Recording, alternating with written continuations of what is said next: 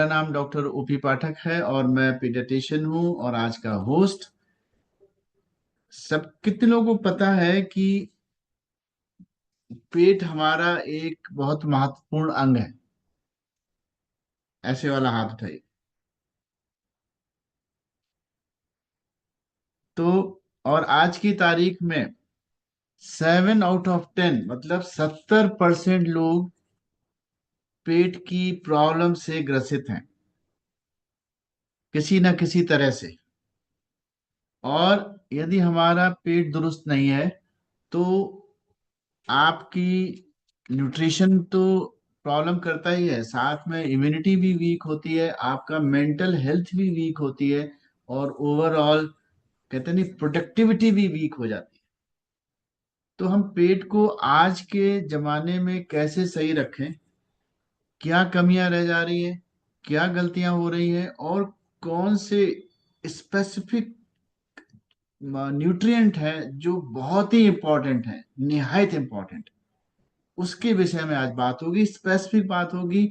और आपसे ध्यानपूर्वक सुनिए, नोट करिए, मन में क्वेश्चंस रहे बाद में पूछिए। तो और इसको बताने के लिए आज हमारे पास एक्सपर्ट हैं इस सब्जेक्ट पे। सी इज गायनेकोलॉजिस्ट बाय प्रोफेशन, और उनका नाम है डॉक्टर गुंजन पाठक।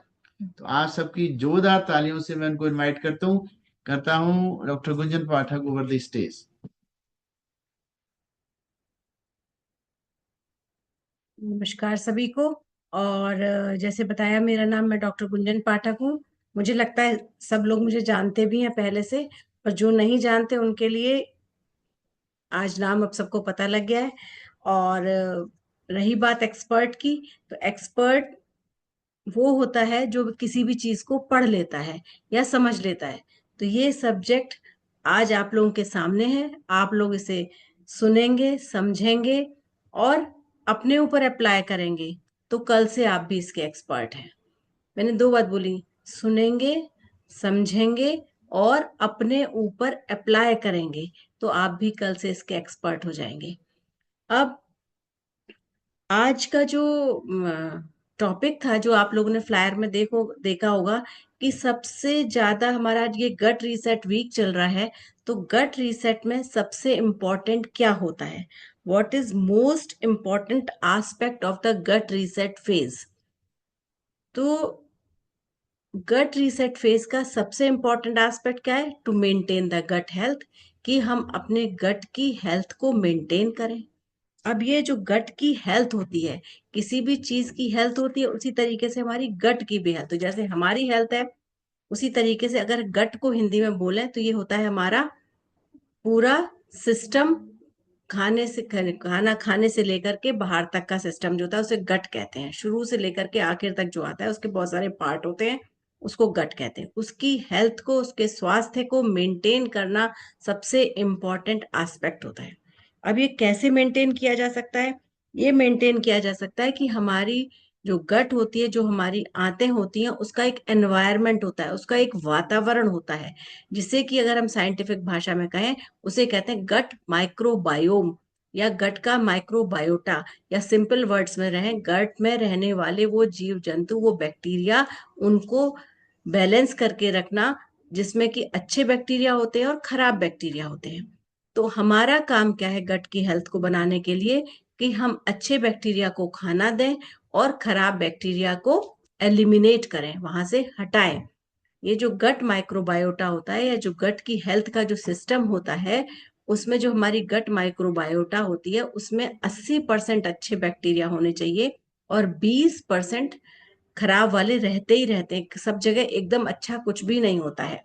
तो उसको रहने के लिए, करने के लिए क्या करना है? कि हमें जो अच्छे बैक्टीरिया हैं, जो हमारे आंतों को अच्छा रख रहे हैं, उनको भोजन दे के दूसरों को निकाल देना है। अब उसको भोजन अच्छा वाला कौन सा देंगे? शॉर्ट में बताते हैं यहाँ पे, बाद में उसकी पूरी बात होगी। कि हम अच्छे होल ग्रेन्स खाएं और प्लांट बेस्ड खाना खाएं, जिसमें ज्यादा सब्जियां और वैसी चीज हो, नट्स हो, सीड्स हो। और दूसरा क्या कर सकते हैं इसको अच्छा रखने के लिए? अपने स्ट्रेस लेवल को कम करें बाय एक्सरसाइज और अपनी मेंटल हेल्थ को अच्छा रख करके।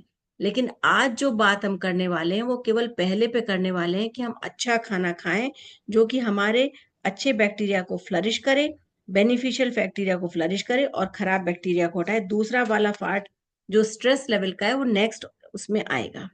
अब जो अच्छा बैक्टीरिया को क्या खाना है, अच्छे बैक्टीरिया का खाना है जो आप सब लोगों ने सुना हुआ है, वो है फाइबर। क्या है उसका अच्छे बैक्टीरिया खाना? उसे कहते हैं फाइबर। ये अच्छे बैक्टीरिया के गट माइक्रोबायोम सिस्टम को अच्छा बनाने के लिए चाहिए होता है। और वो फाइबर जब उसे मिलता है तो बेनिफिशियल बैक्टीरिया जो होते हैं उससे मेटाबोलाइज करके उससे एक चीज बना करके देते हैं जिसको कहते हैं शॉर्ट चेन फैटी एसिड्स। सबसे इंपॉर्टेंट चीज यही है। और ये शॉर्ट चेन फैटी एसिड्स ये होते हैं जो बन करके हमारी जो बहुत सारी बातें हम आपने डॉक्टर साहब ने बताई कि हमारे बावल मूवमेंट को अच्छा रखता है, हमारी आंतों के जो मोबिलिटी होती है उसको अच्छा रखता है, हमारे इम्यून सिस्टम को अच्छा रखता है, हमारे गट ब्रेन फंक्शन को अच्छा रखता है और हमारे ब्लड शुगर लेवल को अच्छा लगता है। अब कई बार ये होता है जो फाइबर का नाम आते ही हम लोग कहते हैं कि तो फाइबर तो हम जानते हैं कि हाँ भाई रेशेदार चीजें खानी चाहिए और फाइबर हमारे लिए बहुत जरूरी है। और ये सबसे ज्यादा फाइबर को हम कहते हैं क्या, कि हमारा जो गट की मोबिलिटी है या जो हमारा सुबह के जो नित्य कर्म है उसमें हमको कोई दिक्कत ना हो। फाइबर का मतलब होता है कि हमने कॉन्स्टिपेशन को दूर करने के लिए फाइबर को खा लिया, बस इतना समझते हैं। लेकिन ये इतना ही नहीं है, ये हमारी गट की मोबिलिटी को तो अच्छा रखता ही रखता है, उसके अलावा ये हमारे हेल्थ, स्किन की हेल्थ को, जो हमारी त्वचा की हेल्थ है उसको भी अच्छा रखता है। हमारे जो गॉल ब्लैडर नाम की पित्ताशय जो बहुत सारे लोगों का निकल चुका होगा उसकी हेल्थ को अच्छा रखता है। ये हमारे हार्ट हेल्थ को, दिल के है जो हमारा होता है उसको अच्छा रखता है, हमारी प्रतिरोधक क्षमता को बढ़ाता है, हमारे कोलेस्ट्रॉल के लेवल को मेंटेन करने में काम आता है।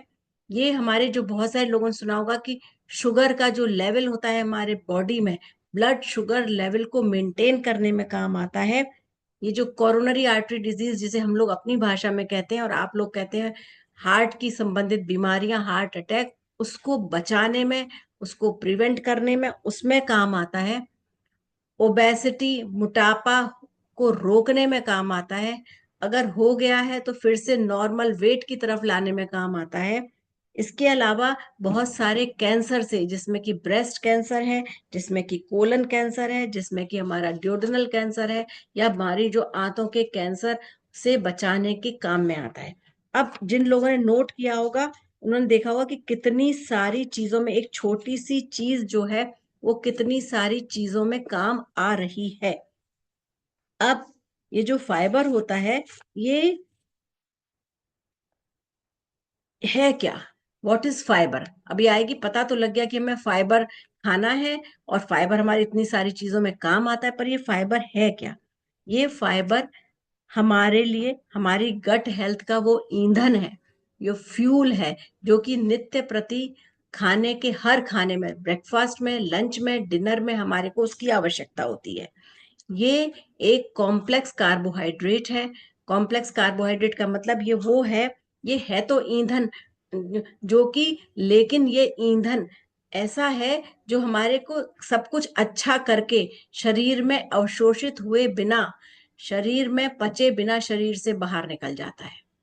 मतलब हमने उसे खाया, उसने हमारे शरीर को अच्छा किया, लेकिन शरीर में एब्जॉर्ब नहीं होता, शरीर से बाहर चला जाता है और not digested in the body. और लेकिन ये किसको खाना दे जाता है इतनी देर में? अच्छे बैक्टीरिया को खाना दे जाता है। और अच्छे बैक्टीरिया, अगेन मैंने जो बताया था, उसे शॉर्ट चेन फैटी एसिड्स बना लेते हैं। और ये शॉर्ट चेन फैटी एसिड, बार बार नाम आएगा, ये आपको क्या करते हैं, शॉर्ट चेन फैटी एसिड्स क्या हैं इसके बारे में हम डिटेल में थोड़ी सी बात थोड़ी देर में करेंगे। अब ये फाइबर ऐसी क्या चीज है जो कि हमारे को इतने सारे सारे फायदे दे देता है? ये फायदे इसलिए देता है कि जो हमारे शरीर में जाता है और हमने कहा एब्जॉर्ब नहीं होता। जब आपको एब्जॉर्ब नहीं होता तो, लेकिन हमारी आंतों में तो जा रहा है, हमने खाया, हमारे मुंह से गया, हमारे पेट में गया, हमारी आंतों में चला गया, एब्जॉर्ब नहीं हुआ। लेकिन ये बहुत सारे काम कैसे करता है, ये बहुत सारे काम करता है, उसे कहते हैं एंट्रोहिपेटिक सर्कुलेशन। उसके डिटेल में बिल्कुल मत जाइएगा, थोड़े से साइंटिफिक वर्ड्स आएंगे। एंट्रोहिपेटिक सर्कुलेशन, उसमें क्या होता है, जब भी हम कोई खाना खाते हैं तो हमारे लिवर, जो हमारा लिवर सब जानते हैं, जिगर जिसे कहते हैं, तो जो लिवर जो होता है उसमें से बाइल प्रोड्यूस होता है जब भी कोई खाना खाते हैं। और जब ज्यादा फैटी, मतलब तला भुना खाना ज्यादा खा रहे हैं, मिला हुआ फैटी मतलब ज्यादा फैट से मिला हुआ खाना खा रहे हैं, तो ये ज्यादा प्रोड्यूस होता है। अब ये जब प्रोड्यूस होता है तो ये जितनी भी चीजें होती है, तो इसका क्या काम होता है, बाइल जो प्रोड्यूस होता है इसके काम होते हैं कि खाने को तोड़ने के काम में ये आता है हमारी आंतों में। आंतों में आकर के उस फैट को तोड़ता है। किस पार्ट में तोड़ता है, उसके हमेशा हर चीज में दो अच्छी चीजें होती है, एक तो होती है टॉक्सिन, खराब चीज जो शरीर से निकल जानी चाहिए, एक होती है कुछ अच्छी चीजें भी उसके अंदर रहती हैं जो कि हमारे शरीर में एब्जॉर्ब होके वापस चली जानी चाहिए। अब अगर हमारे पास सफिशिएंट फाइबर है, आंतों में पहुंचा हुआ है, और वहां आंतों में बाइल आया, उसने उसे तोड़ा, तो ये जो फाइबर होता है वो एक स्ट्रॉन्ग बॉन्ड बना लेता है उन टॉक्सिन्स के साथ, उस बाइल के साथ जो कि उस टॉक्सिन को लेकर के आया है, और किसके साथ में, जो कोलेस्ट्रॉल एक्स्ट्रा खराब आ चुका है उसके साथ में, और उन फैट ग्लोब्यूल्स के साथ में जिनकी शरीर को आवश्यकता नहीं है। और उनके साथ स्ट्रॉन्ग बॉन्ड बना के, मैंने कहा शरीर में अवशोषित नहीं होता, वो हमारी छोटी आंत से होकर के बड़ी आंत में होकर के पानी के साथ मिल करके शरीर से बाहर चला जाता है। कुछ बाइल बचा रह गया, जिसमें अच्छे पार्ट बचे रह गए, वो फिर से एब्जॉर्ब हुए आंतों में, लिवर में गए और शरीर में पहुंच गए। ये है नॉर्मल प्रक्रिया जब हम अच्छा खाना खा रहे हैं, फाइबर रिच फूड ले रहे हैं, और ये प्रक्रिया हो गई। अब दूसरा सीन आप समझिए, हमने फाइबर नहीं खाया, हमने प्रोसेस्ड फूड खाया, जो आजकल की समस्या है। प्रोसेस मतलब बाजार से आया हुआ खाना, बहुत ज्यादा तैलीय खाना, बहुत ज्यादा शुगर वाला खाना, वो सब खा लिया, और फाइबर हमारे खाने में नहीं। अब बाइल फिर प्रोड्यूस हुआ, लेकिन उस बाइल में फिर वही काम हुए, टॉक्सिन और वो दोनों चीज जब ज्यादा है तो हुए। लेकिन उस टॉक्सिन को किस में वो एब्जॉर्ब होगा, कुछ उसको अपने पास लपेटने सपेटने के लिए चीजें हमारे पास मौजूद नहीं है, तो वो फिर से एब्जॉर्ब हो गया। फिर से एब्जॉर्ब होके कहाँ चला गया, लिवर में चला गया।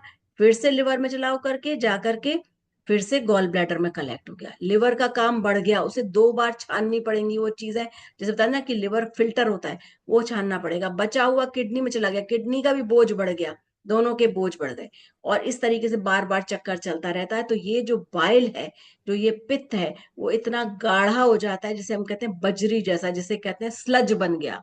और ये स्लज बन करके जब गॉल ब्लैडर में जाके इकट्ठा होता है, ये आगे चल करके गॉल स्टोन में परिवर्तित हो जाता है। तो एक सिंपल सी चीज कि हमने फाइबर नहीं खाया, वो गॉल स्टोन को बनाने में, और जब ये हमारी टॉक्सिन, जो खराब चीजें हैं हमारे शरीर में बार बार घूम रही हैं, हमारी आंतों में घूम रही हैं, तो वहां पे उस पे जलन पैदा कहता है, जिसे इंग्लिश हमारी भाषा में कहते हैं इन्फ्लेमेशन कहता है। और उससे तरह तरह की आंतों की बीमारियां होती हैं। इतने पे ही नहीं रुक जाता, लिवर को ज्यादा काम करना पड़ता है। आपने सुना होगा फैटी लिवर, वो सब चीजें पैदा होती हैं। तीसरा, और हमारे शरीर से, हमारी जब ब्लड में चला गया ये सब फैट, वहां से लिम्फेटिक सिस्टम से हो करके हमारे हृदय की तरफ चला जाता है, और हृदय में जा करके वहां की जो धमनियां होती हैं उनमें फोम सेल्स बन करके उनकी अंदर की लाइनिंग में जमा होना शुरू हो जाता है, क्योंकि इतना गाढ़ा है। और फिर हम कहते हैं कि हमारा 50% ब्लॉक है, 60% ब्लॉक है, 90% ब्लॉक है। एक छोटी सी चीज, हमने फाइबर नहीं खाया, उससे हमारे शरीर में इतने सारे परिवर्तन हो जाते हैं। हमारी आंतों की लाइनिंग को भी ये खराब कर रहा होता है। तो ये एक सिंपल सा खाना जो हमने नहीं खाया, वो बार बार रीसर्कुलेट होकर के हमारे शरीर को इतने नुकसान पहुंचा रहा होता है। अब बाइल जब स्लजी जिसे बताया था, बहुत बार सुना होगा, बहुत सारे लोगों ने नाम सुना होगा कि नहीं मैडम वो नहीं है गॉल ब्लैडर में, हमारे अभी स्टोन नहीं बना है, पर उन्होंने कहा है कि हमारा जो वो है वहां पे स्लज है। स्लज मतलब बजरी जैसा है, लेकिन वो स्लज जो बजरी जैसा आज है वो कल को गॉल स्टोन में परिवर्तित हो जाएगा। अगर हम ये स्लज ना बनने दें, शुरू से अपनी हैबिट्स को अच्छा कर लें, या जैसे ही हमको थोड़ी थोड़ी दिक्कतें हुई हैं, हमारे को खट्टी डकारें, खाना उलट के आना, हमारे को बहुत सारी परेशानियां, अपच, ये सब हो रहा है, अगर हम अपने खाने को परिवर्तित कर लें तो हम अपनी प्रक्रिया को यहाँ से वापस ला सकते हैं। तो इसके अलावा होता है, हमने कहा कोलन कैंसर को और हार्मोन बेस्ड कैंसर, जो ब्रेस्ट कैंसर और यूट्राइन कैंसर होते हैं, क्योंकि जो हमारे हार्मोन होते हैं वो भी फैट सॉल्युबल होते हैं। जब हमारे खराब पार्ट शरीर से निकल ही नहीं रहा, वो फैट बार बार सर्कुलेट हो रहा है, तो उसमें हॉर्मोन्स भी जा करके हमारे बॉडी में बहुत ज्यादा एक्सेस अमाउंट में जो ईस्ट्रोजन होता है वो डिपॉजिट होने लगता है जा करके शरीर में। और जितने भी ये कैंसर होते हैं, मोस्टली ब्रेस्ट का और यूट्रस मतलब जनन अंगों से संबंधित होता है, ये ईस्ट्रोजन रिलेटेड कैंसर होते हैं, जो कि आगे चल करके, जब आपने देखा कि मोटे लोगों में ये कैंसर ज्यादा हो रहे होते हैं। और आंतों में इन्फ्लेमेशन होने की वजह से आंतों की बहुत सारी बीमारियां, जिसमें कि कोलन कैंसर भी शामिल है, वो हो रहा होता है। एक छोटी सी चीज, एक जरा सी आदत कि हम प्रोसेस्ड फूड खा रहे हैं, हम फाइबर नहीं ले रहे हैं, हमें इतनी सारी परेशानियों में डाल सकता है। दूसरी चीज, हमारी जो गट की लाइनिंग होती है उसको खराब कर देता है। जो अच्छी चीजें एब्जॉर्ब होनी चाहिए थी वो एब्जॉर्ब नहीं होती, खराब चीजें एब्जॉर्ब हो जाती हैं। इससे हमारी शरीर की जो रोग अवरोधक क्षमता, जिसे इम्यूनिटी कहते हैं, वो भी खराब हो जाती है। हमारे को पतले दस्त आना, कभी कुछ होना, जो हमारे शरीर की चीजें एब्जॉर्ब जानी चाहिए थी वो शरीर के बाहर निकल जाना, या कॉन्स्टिपेशन होना, जो नहीं एब्जॉर्ब होना चाहिए था वो भी एब्जॉर्ब हो जाना, इनसे बहुत सारी परेशानियां और सब हो रही होती हैं। अब मैंने आपको बताया था कि ये शॉर्ट चेन फैटी एसिड्स के बारे में, कि अब हमने दूसरा सीन आया, हमने फाइबर खा लिया, हमने जैसे बताया गया वैसे फाइबर जितने अमाउंट में, अभी उसकी बात आएगी, उतना हमने खाया, तो हमने अपने अच्छे बैक्टीरिया को फीड कर दिया। अच्छे बैक्टीरिया को फीड कर दिया, तो पहली बात तो वो जो वहां पे सर्कुलेशन चल रहा था वो नहीं हुआ, उल्टा हुआ, नॉर्मल वाला हुआ। खराब खाना बाहर निकल गया, फैट ग्लोब्यूल्स बाहर निकल गए। फाइबर खाने से हमारे को फुलनेस की फीलिंग आती है, क्योंकि ये एब्जॉर्ब नहीं हो रहा, लेकिन हमें फुलनेस की फीलिंग देता है, हमें जल्दी भूख नहीं लगने देता, हमारे खाने को आगे चलने में आराम से चल रहा होता है। कोई ब्लड शुगर के स्पाइक्स नहीं आ रहे होते हैं, क्योंकि ये खाने को धीरे धीरे करके आंतों में आगे लेकर जा रहा है, जहां पे जो चीज अवशोषित होनी चाहिए वहां पे हो रही होती है, और हमारे स्पाइक्स नहीं आते हैं प्रोसेस्ड फूड के साथ जो आ रहे होते हैं। दूसरा, शॉर्ट चेन फैटी एसिड्स बन रहे होते हैं। ये क्या करता है, ये गट बैरियर को बढ़ा रहा था, आंत की अंदर की लाइनिंग में टाइट जंक्शन प्रोटीन, ये मैं कुछ नाम ले रही हूँ, उसे रटने की जरूरत नहीं, वो बना देता है, जिससे कि हमारी लाइन, अंदर की लाइन इतनी मजबूत हो जाती है। हमारे जो इंटेस्टाइनल सेल्स है, हर जगह की सेल होती है, उसका ईंधन होता है, उसको मजबूत कर रहा होता है। दूसरा क्या होता है, इम्यून रिस्पॉन्स को, वही प्रोटीन, जी प्रोटीन होते हैं उनके साथ कपल कर जाता है, और वहां से इम्यून सिस्टम को बूस्ट कर रहा होता है। इसके अलावा यहाँ से आंतों से भी हार्मोन रिलीज हो रहे होते हैं, जो कि हमारे ब्रेन तक जा रहे होते हैं। जब हमारी आंतें अच्छी होती हैं तब ये रिलीज होते हैं, इसीलिए गट और ब्रेन एक्सेस होती है, जो कि हेल्दी गट ब्रेन एक्सेस को बना रहा होता है, और मेटाबॉलिज्म को नॉर्मल रखता है।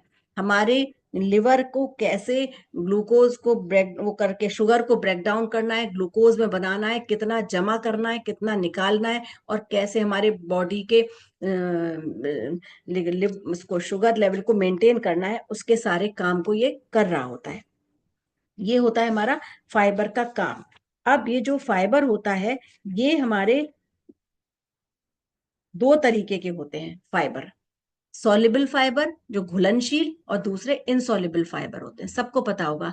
हम जो सब्जी के छिलके फेंक देते हैं उसमें इनसॉल्युबल फाइबर होते हैं। जो डंठल मोटे मोटे, कई बार हम नहीं खा सकते, कई बार नहीं भी होते हैं, लेकिन हम उसे किस तरीके से खा लें, हम आटे को छान देते हैं, उसके चोकर में इनसॉल्युबल फाइबर होते हैं, ये सब हमारे लिए जरूरी है। और ये जो इनसॉल्युबल फाइबर है, ये पानी को अट्रैक्ट करता है, लार्ज इंटेस्टाइन में जाके उसको स्मूथली बाहर निकालने में काम आता है। और हमारी आंतों की हेल्थ को ये भी मेंटेन करता है। लेकिन सबसे इंपॉर्टेंट होता है इनसॉल्युबल फाइबर।